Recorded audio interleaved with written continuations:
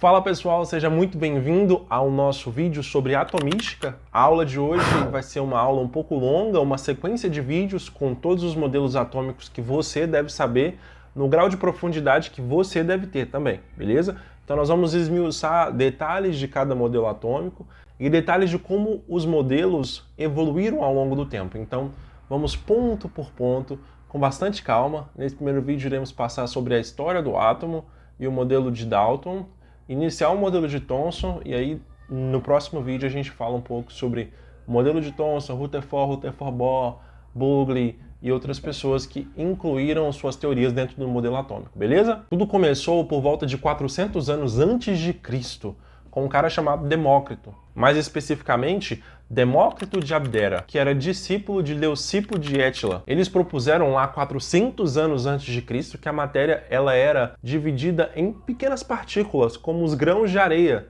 Então tínhamos partículas bem pequenas e toda a matéria era formada por essas pequenas partículas. Essas partículas eram indivisíveis e imutáveis.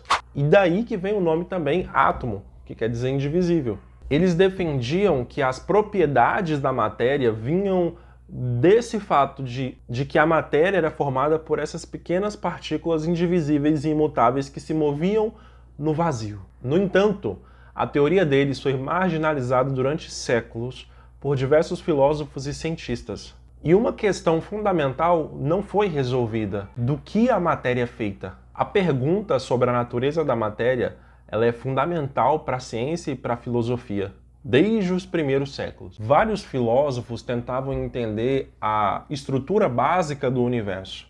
E o atomismo antigo surgiu como uma resposta inovadora para aqueles anseios dos filósofos do passado. O atomismo introduziu a ideia de que a matéria era formada por unidades discretas e indivisíveis. E isso permitiu que a gente entendesse a matéria de forma mais racional. E essa ideia abriu caminho para o desenvolvimento científico e inspirou vários cientistas e filósofos que nós conhecemos muito, como Isaac Newton. No entanto, a teoria atômica antiga ela não explicava alguns fenômenos como o magnetismo, a eletricidade e a luz. E também a falta de evidências empíricas limitava com que a comunidade científica acreditasse naquele modelo que estava sendo proposto. E a ideia de que existia um vazio por onde essas partículas se moviam era bem desacreditada tanto no meio religioso quanto no meio científico.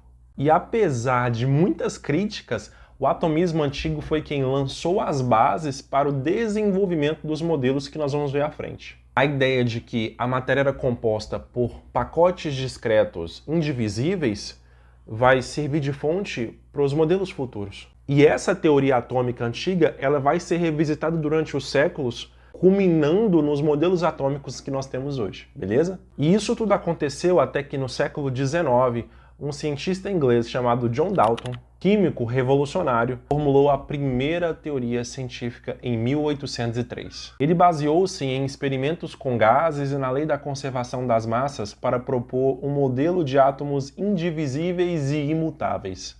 O seu modelo é conhecido como modelo das esferas maciças. Descrevia os átomos como partículas esféricas indivisíveis e com propriedades específicas, como, por exemplo, massa atômica, definida para cada elemento. Os átomos de um mesmo elemento são idênticos em massa e em propriedades, e átomos de diferentes elementos se unem e se combinam em proporções fixas e simples para formar compostos.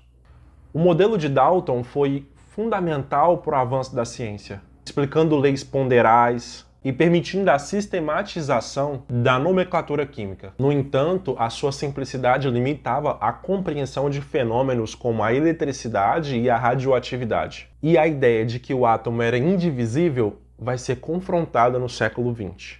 Vamos abrir um parêntese agora e explicar um pouco sobre as leis ponderais que fizeram com que John Dalton descrevesse e chegasse no seu modelo por meio de seus experimentos. Essas leis são os alicerces da teoria atômica, beleza?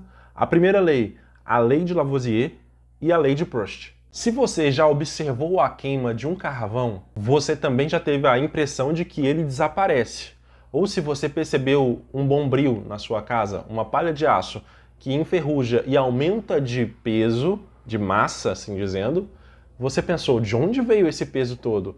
E a gente pode pensar que no carvão a reação fez com que aquela massa desaparecesse e no Bombril com que aquela massa fosse incorporada ali, criou-se massa naquele meio. No entanto, no final do século XVIII, Antoine Lavoisier realizou uma série de experiências em recipientes fechados, para que não entrasse nem escapasse nada do sistema. Efetuando pesagens em balanças mais precisas do que as dos cientistas anteriores, ele concluiu que no interior de um recipiente fechado, a massa total não varia. Esquece que sejam as transformações que venham a ocorrer. Tal afirmativa é uma lei da natureza descoberta por Lavoisier e que por esse motivo ficou conhecida como a lei de Lavoisier. Ou, melhor dizendo, a lei da conservação das massas, ou a lei da conservação das massas de Lavoisier. Ou seja, se você tem 3 gramas de carbono e você vai queimar esse carbono, né, com 8 gramas de oxigênio, você só pode ter, com o resultado final, 11 gramas de dióxido de carbono. Essa lei fundamental reforça a ideia de que a matéria não é destruída, mas que a matéria ela é transformada e se mantém constante em todas as etapas da nossa reação. O modelo atômico de Dalton explica a lei de que os átomos não são destruídos e nem criados no nosso processo reacional, eles apenas se rearranjam. Quase na mesma época que Lavoisier, Joseph Louis Proust, efetuando também uma grande série de pesagens em inúmeras experiências, chegou à seguinte conclusão: uma determinada substância composta é formada por substâncias mais simples, unidas sempre na mesma proporção de massa. Por exemplo, se nós temos 3 gramas de carbono que se unem a 8 gramas de oxigênio, produzindo 11 gramas de dióxido de carbono, na segunda experiência, se tivermos 6 gramas de carbono, necessariamente teremos 16 gramas de oxigênio, produzindo 22 gramas de gás carbônico. Veja que, na primeira experiência, a proporção entre as massas é 3 para 8 para 11. Na segunda experiência, é 6 para 16 para 22.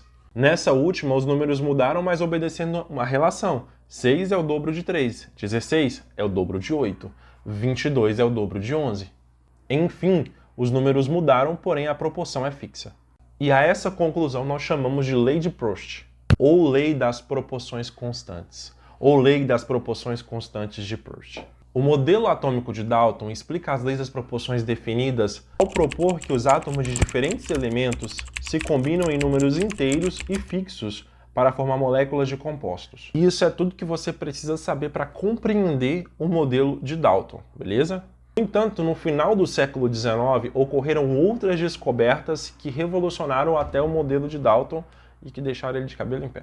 A descoberta do elétron por Thomson, em 1897, evidenciou que os átomos não eram indivisíveis, como propôs Dalton. Experimentos com raios catódicos revelaram a existência de partículas subatômicas negativas, os elétrons. O modelo de Dalton ele foi revisitado para incorporar a ideia do elétron. No próximo vídeo nós vamos explicar mais um pouco sobre o modelo de Thomson, sobre o modelo de Rutherford, de Rutherford-Bohr, a evolução desses modelos no futuro.